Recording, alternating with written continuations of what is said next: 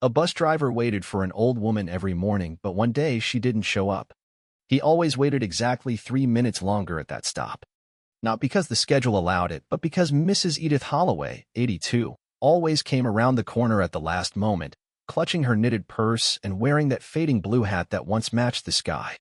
Ray Delgado had driven the number 17 crosstown line for 12 years. For the first 5, he never noticed his passengers beyond their fares and faces. But somewhere around year 6, an old woman with warm eyes and a quiet hello began showing up at stop 24 every single morning at 6:47. And somehow, Ray started seeing people, not just passengers. Edith didn't say much, but she always looked him in the eyes. Always thanked him. "Thank you, Ray," she'd say, like he was doing more than driving a cold metal beast through a city that had forgotten how to look up. Sometimes she brought him cookies. Sometimes stories. Sometimes silence that didn't feel heavy. And then one Tuesday, when the fog clung to the windows like wet memories, she wasn't there. Ray waited 3 minutes. Then 5. He left the stop slowly, glancing in the rearview mirror long after the bench had faded into the mist. Maybe she was just sick, or asleep, or visiting family. But deep down, something in Ray tightened like a shoelace pulled too tight and fraying at the ends. The next day, she wasn't there either, nor the day after that. By Friday, he was watching the stop long before the bus turned the corner, straining his eyes for that blue hat like it was the only landmark that still mattered in the entire city. She never showed. Ray never knew her address. Only that she got off near Maple and 6th, probably headed for the small library branch tucked between a flower shop and an abandoned laundromat. Once, she told him she liked sitting in the children's section. "No one judges an old woman for reading fairy tales there," she'd said with a mischievous smile. On Monday, Ray got off his shift at 4 p.m. and drove back to stop 24 in his own car. He walked the block, stared at the stoop where she sometimes sat when she was early, knocked on the door of the old red brick building behind the bench. No answer. He asked the corner store clerk if he'd seen the lady in the blue hat. The clerk said, "You mean Miss Edith? Ain't seen her in a week. She's old. Real old. Lives alone. You a relative?" "No," Ray replied, hesitating. "Just someone who misses her." It haunted him, how quietly someone could vanish. Most people thought Ray was just a quiet man. Gruff, maybe. Eyes always forward. But since Edith had stopped appearing, something inside him had turned sideways. He started staring too long at each stop, holding the brakes just a second longer than he should. His supervisor warned him twice about delays, but he didn't care. Not really. At night, he thought about her alone in that apartment. What if she'd fallen? What if she died, and no one noticed? What if she was waiting helpless, silent as the world kept spinning without her? What if no one came? He couldn't shake the thought, couldn't sit still anymore. So on Saturday morning, he went to the local library, the one near Maple and 6th. It was nearly empty, except for a teenager asleep over a comic book and a librarian with kind eyes and tired hands. Ray stepped up to the desk. "I'm looking for a woman," he said. "She comes here a lot. Her name's Edith Holloway. Older. Wears a blue hat." The librarian looked up, blinked slowly. "Yes, Miss Edith. She comes in every weekday morning. Always checks out the same fairy tales." Ray felt hope stir like a candle relit in wind. "She hasn't been in this week," the librarian added. Hope flickered. "I'm worried about her," Ray said. "Do you know if she has family? Or where she lives?" "I'm sorry," the librarian said. "I'm not allowed to give out patron information. Privacy policy." Ray nodded slowly. "Yeah, of course." But the woman hesitated, bit her lip, looked over her shoulder. Then she scribbled something on a scrap of paper and slid it across the desk. "Sometimes people need to be found," she said softly. Edith's apartment was 2 blocks from stop 24, 4th floor, corner unit, facing the old park with the rusted swings. Ray knocked twice. No answer. He waited. Then he knocked again, harder this time. Still nothing. He was about to leave when he heard something. Not footsteps, not a voice, but the faintest sound of music. A lullaby, almost, like something coming from a music box. He pressed his ear to the door. "Miss Edith," he called. Silence. He hesitated, then tried the knob. It turned. The door creaked open. Inside, the apartment was dim. Smelled of lavender and old paper. Doilies on everything. A stack of worn books beside a tea-stained armchair. And there, lying on the couch, was Edith. Eyes closed. Still. Ray rushed forward. "Miss Edith?" he whispered, panic rising in his throat like bile. Her eyes fluttered. She blinked up at him, confusion fogging her face. "Ray," she whispered. "Is it time already?" He exhaled so deeply it felt like something ancient was leaving his chest. "You scared me," he said, voice cracking. She tried to sit up, but winced. "I fell," she murmured. 3 days ago. Couldn't get to the phone. No one came." His throat tightened. "I came," he said. And then for the first time since he became a bus driver, Ray Delgado cried. Right there, in a stranger's living room, while lullaby music played and the sun filtered through yellow curtains. Ray called an ambulance. Rode with her to the hospital. Stayed until the doctors said she'd be okay. Dehydrated. Bruised. But alive. "I don't have family," Edith whispered later, while they waited in a quiet corner of the emergency room. "Not anymore." "You do now?" Ray said. She smiled. The kind of smile that fills in cracks you didn't know were breaking. From that day on, things changed. Ray picked her up personally every Saturday. Took her to the library, the park, or just out for tea. The other bus drivers teased him for being sentimental. He didn't care. He'd learned something too big to forget. People vanish when no one watches. Fade when no one listens. Disappear when no one cares. But one driver had waited. And one old woman had lived. Because of that. Part 2 Act 2. What follows after silence? The hospital let her out after 3 days. Ray insisted on being the one to pick her up. He didn't wear his uniform that day. Just a checkered button-down and jeans that didn't quite fit anymore. But Edith smiled the moment she saw him walk through the hospital doors. "You clean up well," she teased, holding onto her walker. "You say that like you expected me in a tux." "I'd be impressed if it wasn't for those scuffed sneakers," she replied, winking. Ray chuckled. "Come on. I'll drive you home." On the ride back, Edith was quiet. Her hands trembled slightly in her lap. At one point, she looked out the window and whispered, "I thought that was it. You know, that I'd go out like that. Quiet. Alone." Ray didn't know what to say. So he drove with extra care, taking the long way past the lake where the ducks gathered near the reeds, and past the church with the red door where someone always left a vase of fresh daisies on the steps. When they reached her building, Ray helped her up all 4 flights. Before he left, she touched his wrist gently. "You saved my life." He shook his head. "You saved mine too. You just don't know it." It became a ritual. Every Saturday morning, Ray picked Edith up in his car, not the bus. They'd go somewhere. Anywhere she felt up to. The diner on 8th with cinnamon pancakes. The park with the big weeping willow. The old record store where she once found a scratched vinyl of Ella Fitzgerald and cried right in the aisle. During the week, they talked on the phone at least once a day. Sometimes she called just to hear his voice. Sometimes he called just to make sure she was still breathing. And every weekday morning, Ray still pulled up at stop 24, but now he didn't watch for her. He just smiled at the bench and remembered. The passengers noticed something different about him. He laughed more, held eye contact longer, helped people step down when their knees gave out. Once, he waited for a mother who was rushing across the street with a stroller, even though it meant he'd be 5 minutes late. Ray didn't care much for minutes anymore. He cared for moments. But time, ever cruel, does not stop for friendships, not even the rare kind born on a city route and forged through shared silences. By early December, Edith began to slow down. She needed help getting in and out of the car. She stopped requesting to go out. Preferred tea on her balcony wrapped in a thick old blanket Ray had brought her. He began doing her grocery shopping. Started keeping her favorite biscuits in his glove compartment. Some nights, after his shift, he'd just sit with her while she dozed in the chair, the news murmuring in the background. One evening, as the sky turned that bruised purple just before true dark, Edith reached over and squeezed his hand.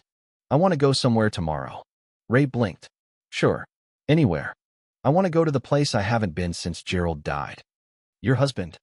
She nodded slowly. "It's a hill just outside town. He's buried there. There's a tree, too. A big one. He always wanted to be close to something growing." Ray smiled faintly. "Tomorrow, then." The next morning, the wind was bitter. Edith wore the blue hat again, the one Ray hadn't seen since the hospital.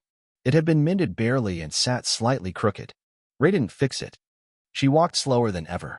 The hill was small but steep, and halfway up she had to stop 3 times. But they made it. There was the tree, a tall, stubborn oak that looked like it had weathered 1,000 storms and dared the sky to send more. And there was the stone. Gerald Holloway, Ray read aloud. Beloved husband, poet, dancer in another life. His words, Edith whispered. He always believed in being more than you were assigned. They stood in silence for a while. Then Ray, unprompted, said, I used to be just a bus driver. But you made me more. She looked up at him, eyes glassy. You always were more, she said. You just forgot for a little while. That night, Ray couldn't sleep. He kept thinking of the way she looked walking down the hill, how the wind tugged at her coat, how frail she seemed, and yet so determined. He dreamt of a bus stop where no one ever arrived. He woke up gasping. On Christmas Eve, Ray got off his last shift early. He picked up a thermos of hot chocolate and a small poinsettia plant from the gas station. Edith had always said red was her favorite color. He climbed the stairs to her apartment 2 at a time. Knocked. Waited. No answer. His breath caught in his throat. He knocked again. Still nothing. His heart pounded. He reached for the doorknob. But this time it was locked. Ray stared at the locked doorknob, panic crawling up his spine like cold fingers. He pressed his ear against the door. No sound. No music. No rustling of blankets. Nothing but the silence of old walls and thick winter air. His knuckles turned white on the thermos. Then he knocked again, this time louder. Edith, it's me. It's Ray. I brought hot chocolate. Still nothing. A neighbor from across the hall peeked out. A thin woman in a floral robe with hair in curlers. She hasn't been out today, she said. Didn't get her mail either. That's not like her. Ray's voice cracked. Do you have the super's number? She hesitated. You think she's... I don't know, he said sharply. But I need to get in. 10 minutes later, the building's superintendent shuffled up the stairs with a ring of keys, muttering about holiday dinners and broken boilers. But when he saw the look on Ray's face, he stopped talking. The door opened with a reluctant click. The apartment smelled faintly of rose water and something burnt. Ray stepped inside, the poinsettia still in his hand. Edith? No answer. He moved past the armchair, past the record player, into the bedroom. She was there lying in bed, turned toward the window. Her eyes were closed. Her chest was rising and falling, shallow but steady. Ray let out a breath so deep it bent him forward. She stirred a little when he pulled the chair closer. Ray, she murmured, voice like dust on glass. Is it morning already? No, he whispered. It's Christmas Eve. I brought hot chocolate. Her lips curled faintly. That sounds lovely. He poured some into a mug from her shelf, helped her sit up, held it to her lips. She took 2 slow sips before whispering, too sweet. You always go heavy on the sugar. I'll remember for next time. She smiled at that. Then, after a pause, will there be a next time? Ray looked at her, really looked at her. Her cheeks were pale, her hands shaking beneath the blanket. The sparkle in her eyes flickered like a candle nearing its end. I hope so, he said quietly. They talked for a little while. About nothing. About everything. She told him the same story about how Gerald once got stuck in a tree trying to rescue a kitten. Ray laughed, even though he'd heard it before. She asked about the bus route, if that teenager still boarded with the broken headphones. He nodded, adding that she now sat in Edith's old seat by the window. Tell her to take care of it, Edith said, her voice drifting. That window seats seemed more prayers than pews. As the clock crept toward midnight, she dozed off again, and Ray sat beside her, watching the snow begin to fall outside. The streetlights cast long, soft beams over the flakes. For a moment, everything was still. Sacred. At 12:04 a.m., she opened her eyes once more. Ray, I'm here. I need to ask you something. Before I go. He swallowed. You're not going anywhere. Ray, her voice had the weight of goodbye. He blinked rapidly. What is it? He asked. Will you promise me something? Anything. She turned her face to the window again. Don't go back to being invisible. He didn't answer right away. The silence wrapped around them like the snowfall outside. I promise, he finally said. And for the last time, Edith Holloway smiled. She passed in her sleep that night. Ray stayed until the nurses came, until the city arrived with papers and protocols and clipboards that felt far too cold for the warmth she had carried inside her. There was no family listed, no emergency contact, just an old notebook on the bedside table labeled Letters I Never Sent. Inside, the first page had his name. He didn't go back to work right away. Took a week off. Walked the routes on foot instead of behind the wheel. stood at stop 24 one morning in the rain and just listened to the sound of tires and puddles and the rustle of passing coats. When he finally returned to the number 17, everything felt the same and completely different. The route still wound through the city like a heartbeat. The passengers still boarded with sleepy eyes and earbuds and tired shoulders. But Ray had changed. He started remembering names.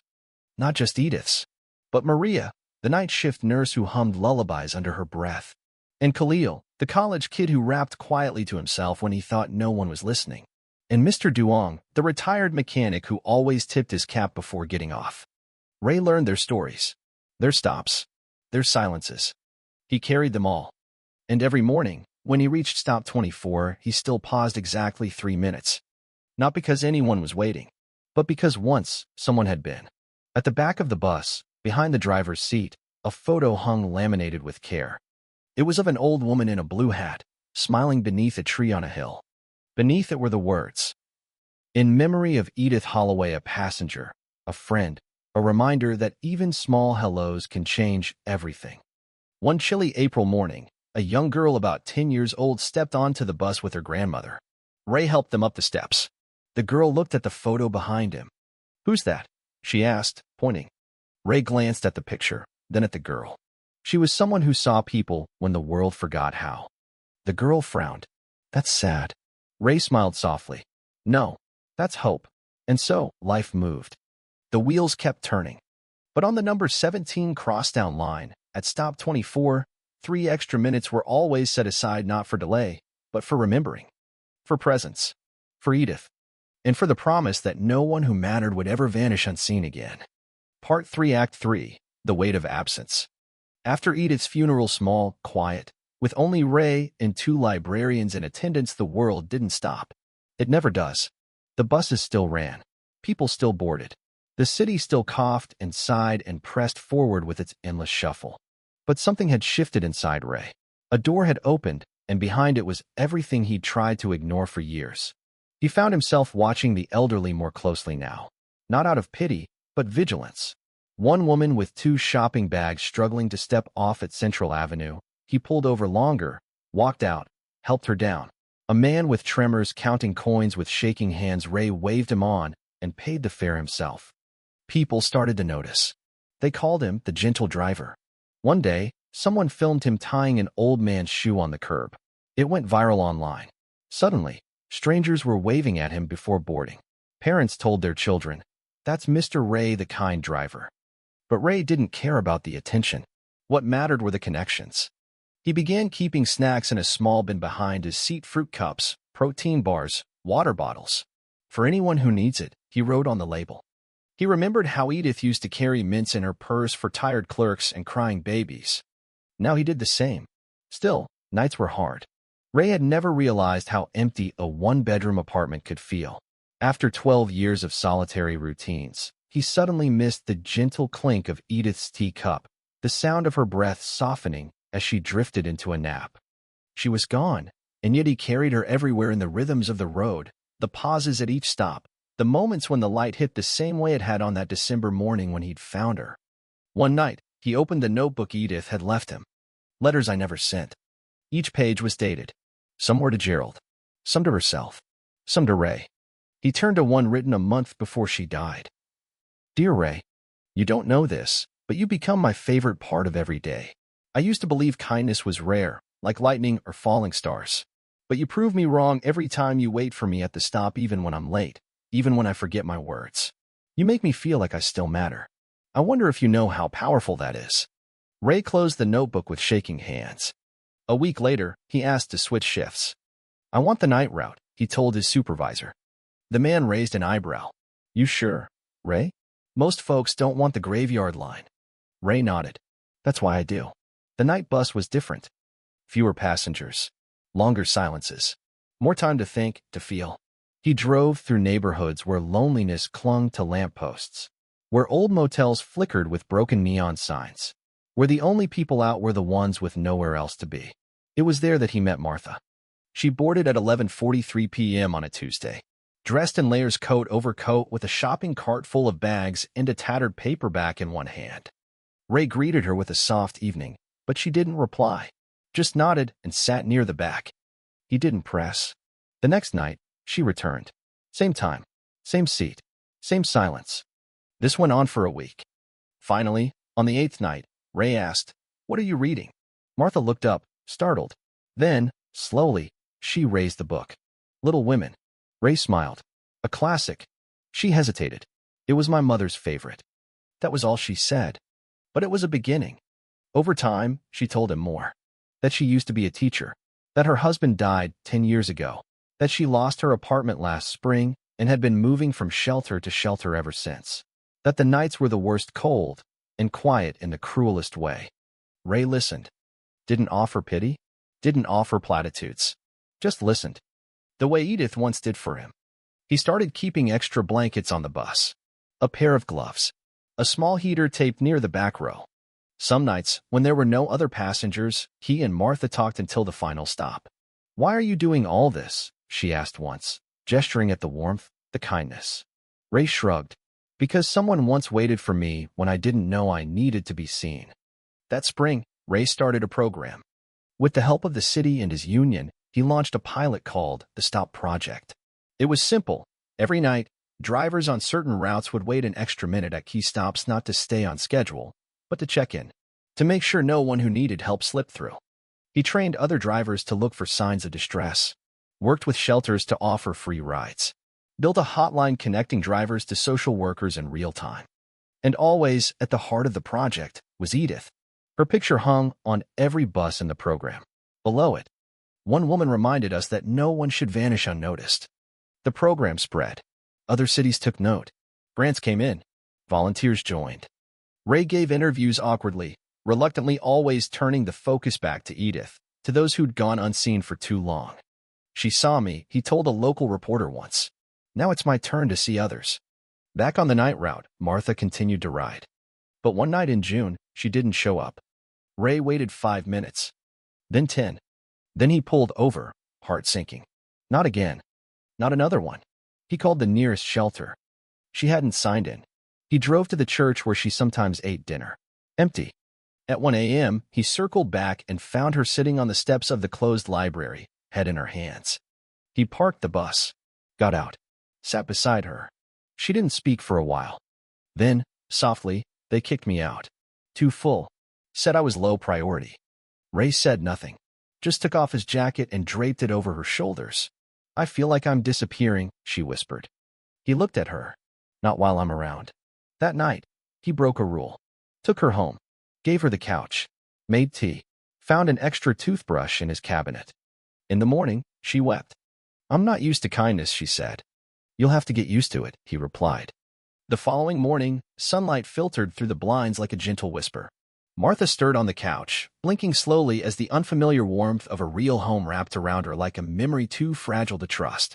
Ray stood in the kitchen, scrambling eggs and humming a soft tune, something old, from a time when radios sat in living rooms and families still ate together. Martha sat up, rubbing her hands. "You cook?" she asked groggily. Ray shrugged. "Only when someone's hungry." She smiled, a tired, uneven thing, like a door creaking open after years of rust. "You're strange." "That's what Edith used to say." Martha raised an eyebrow. "Edith?" Ray brought her a plate. Eggs. Toast. One slice of orange. "She was a friend," he said, sitting down across from her. "The kind who stays with you long after they're gone." Martha looked down at her food. For a moment, her chin trembled, then she took a bite.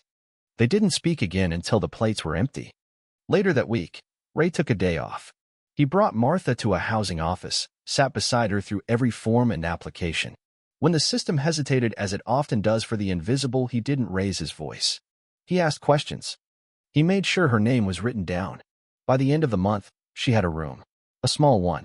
Sparse, but safe. She cried when she turned the key for the first time. Ray didn't hover. He respected her pace. Checked in when she let him. Gave her space when she didn't. But on the first night she slept in that new bed, he left a small envelope taped to her door. Inside, a note. "You matter. You always have. From stop 24 to stop 103, someone sees you." The ripple widened. Word of Ray's work spread beyond his city. A journalist from a national paper came to ride with him for a night, just one loop on the night route. She left shaken. "This isn't a job," she wrote in her piece. "It's a ministry of presence." Suddenly, more drivers wanted in. Some brought guitars and played soft music near the back of the bus for the lonely hours. Some learned passengers' birthdays and celebrated with balloons taped to seats.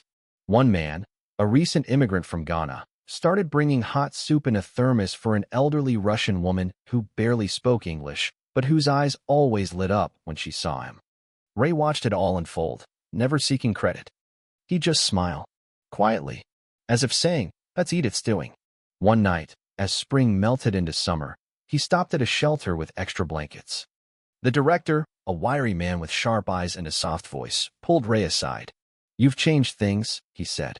"People talk about the buses like lifelines now. You realize that?" Ray scratched his chin. "I'm just a driver." The man shook his head. "No, you're a bridge. Between here," he pointed down the street, "and what people forgot existed." Ray went home that night feeling full in a way food couldn't explain. He opened Edith's notebook again, flipped to the final page. A line he hadn't noticed before. "There's no such thing as a small kindness. Only a world too busy to see its size." He closed the notebook and stared out the window. Outside, the city pulsed flawed, tired, aching, but alive, and worth staying awake for. Part 4, Act 4, The Last Stop, and What We Leave Behind. The summer Ray turned 60, he began to feel the weight of the road in his bones. It wasn't pain exactly, not the kind doctors can find, but a slow, steady aching in places beneath the skin. In his eyes when they scanned too many faces and saw too many people trying not to be seen. In his hands as they gripped the wheel each night, like a prayer steering him through the dark. He still loved the job. Still loved the city lights flickering across windows, the hum of the tires on cracked asphalt, the whispered thank you from passengers who thought no one heard them. But something inside him had begun to whisper back. Not yet, but soon. Martha was thriving. She'd taken a part-time job at the library sorting books and helping elderly patrons set up email accounts. Ray visited her every Saturday, like clockwork. She baked him banana bread and told him he looked thinner, even when he didn't. "You ever think about retiring?" she asked one evening, pouring tea in chipped china mugs. "More lately," he admitted. "You've earned it." Ray looked out the window. "I just wonder what happens to the stops if I'm not there." She smiled gently. "Then you teach someone else to wait the way you did." The opportunity came unexpectedly. A local nonprofit that had been following Ray's Stop project asked if he'd consider stepping into a mentorship role training new drivers across the state in compassion-based service. "Same routes, different vehicle," the director said. "We want to take what you started and plant it everywhere." Ray hesitated. He wasn't one for offices, or PowerPoints, or meetings about meetings. But the idea of helping people not just on his route, but in cities he'd never even seen stirred something in him. So he said yes, and set the date. His final shift was set for a Friday night in early September. Word spread. People who hadn't ridden the number 17 in years came back, just to say goodbye. Passengers hugged him. One man gave him a hand-drawn portrait. A woman handed him a folded note that read, "I didn't jump that night because of your smile." When he pulled up to stop 24, there were candles on the bench. Flowers. Someone had strung twinkle lights in the tree above it. He stopped the bus, stepped off, sat down on the bench, just for a moment, like Edith once had. Closed his eyes. Let the memory wash over him. That night, the bus was quiet. Only a few passengers. An elderly couple. A teenager with headphones. A woman in scrubs rubbing her eyes. And halfway through the route, at a stop near the corner of Ash and Lowell, a boy about 10 stepped onto the bus with his grandfather. The boy looked up at Ray and asked, "Are you the man from the story?" Ray smiled. "What story?" "The one about the old lady and the driver who waited." "I suppose I am." The boy beamed. "My teacher read it to us." His grandfather nodded. "Thank you, son. You reminded the world to care." Ray didn't speak. He just nodded and pressed the brake gently as they rode off into the night. The next morning, Ray turned in his keys. No parade, no speech, just a hug from his supervisor and a folder of papers he barely read. Then he went to the cemetery. Edith's grave was easy to find now. There were fresh flowers every week, notes left by strangers, a little plaque installed by the city. "Edith Holloway, you were seen. You were loved. You still are." Ray sat down in the grass, cross-legged, like a child. I did it, Edith, he whispered. I waited. I watched. I remembered. The wind blew softly. A single leaf fell onto his lap, brittle, golden. Ray smiled. The years passed. Ray's beard went gray, then white. He took up gardening. Adopted a stray cat named Blue, after the hat Edith used to wear.